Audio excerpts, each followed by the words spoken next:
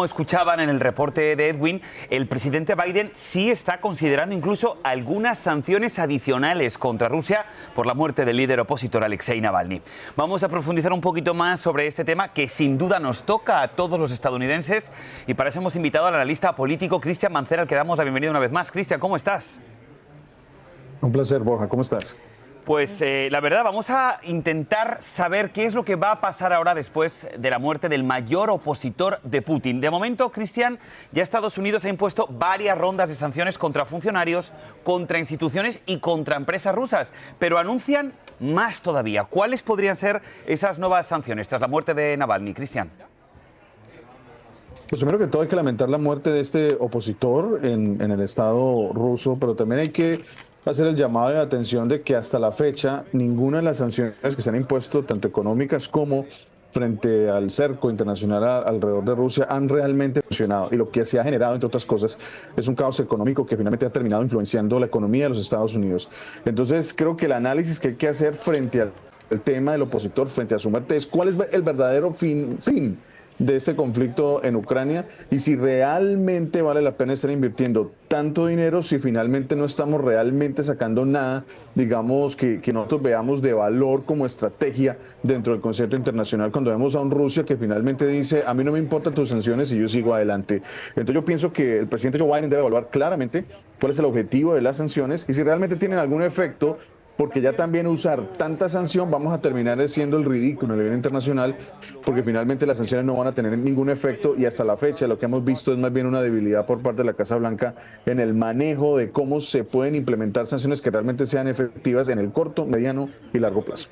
Sí, y en el campo de guerra, la verdad que tenemos que reconocer, según las últimas informaciones, es que al parecer las tropas rusas están ganando peso en Ucrania, algo que ya los dirigentes y el ejército de Ucrania están avisando que necesitan más fondos, necesitan armamento, necesitan balas, pero lo que está bien claro es que de momento la ayuda que sale desde los Estados Unidos hasta Ucrania está totalmente congelada. Se van culpando los unos a los otros. En este caso, el presidente Biden está culpando a los republicanos de la Cámara de que esa ayuda la tienen totalmente estancada.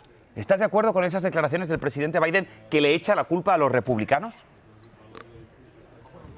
No, yo no creo que se le pueda echar la culpa a los republicanos en ese sentido y hay que ser el abogado del diablo. Hay que analizar cómo ha sido la estrategia del presidente Joe Biden desde el principio frente a este tema.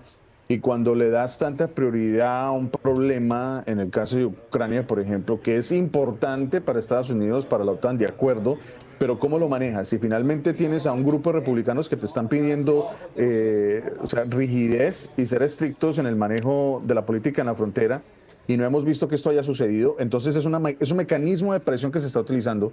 Y lo que pasó las últimas 2 semanas en el Congreso, en donde un proyecto de ley que lo que busca supuestamente mejorar el tema migratorio hace todo lo contrario, todavía mantiene retenidos los fondos de Ucrania porque finalmente no hemos llegado a un punto en donde se pueda llegar a un acuerdo en donde se sienta que realmente Estados Unidos está dándole prioridad a temas internos y también darle prioridad obviamente al tema de Ucrania, pero si no hay eso, yo no creo que vaya a haber un consenso para poder darle recursos al presidente Joe Biden para que siga con la guerra en Ucrania, y menos cuando realmente no hay una estrategia para poder ver un triunfo, ver algún logro importante, porque no podemos repetir la historia de Afganistán, estar 20 años en un territorio y finalmente tener que irnos sin ningún resultado visible. Ahora, Cristian, has dicho algo bastante interesante. Dices que el presidente Biden tendría que evaluar lo realmente importante, ¿no?, dentro de poder ayudar a Ucrania y seguir ayudando a Ucrania, pero el sondeo del Centro Pew dice algo completamente diferente. Dice que para los estadounidenses, concretamente para el 74% de los americanos, ven la guerra entre Rusia y Ucrania como importante o muy importante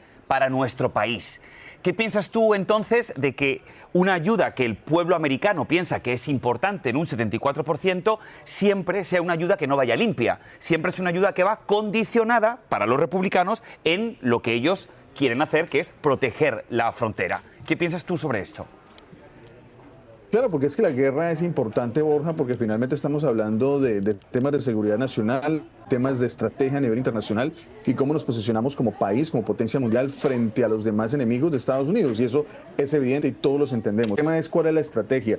Y finalmente, cuando un ciudadano americano ve, por ejemplo, que aquí no hay recursos para programas sociales o que aquí no hay recursos para asegurar la frontera y finalmente estamos pidiendo billones de dólares para financiar un conflicto que, siendo importante, no le resta importancia a los problemas que tenemos aquí localmente hablando. Entonces es cuando esos legisladores de oposición, en este caso los republicanos, tienen la obligación de ejercer el control político y exigirle al presidente Joe Biden de que tenga una estrategia clara frente a la frontera, frente al tema migratorio y frente a Ucrania, para poder que podamos realmente garantizar el triunfo en el campo de batalla. Ha quedado claro tu punto en este caso, pero Cristian, no me gustaría esperar esa entrevista sin preguntarte también tu opinión sobre las declaraciones de Trump. Tardó.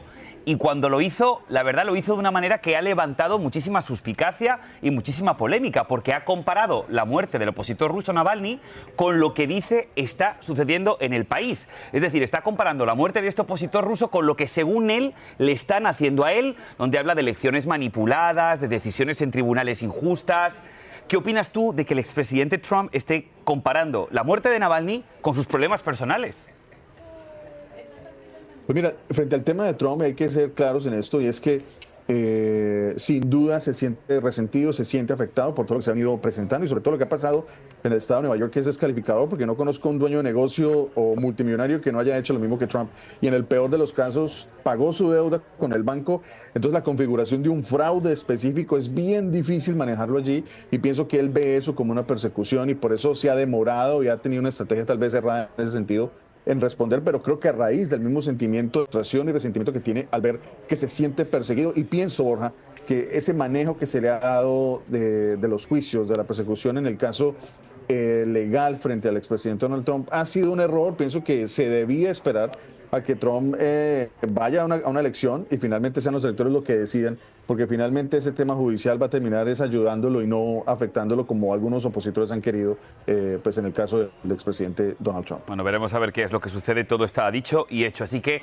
Cristian, muchísimas gracias por habernos acompañado el día de hoy. Feliz tarde para ti. Muchas gracias, un placer siempre.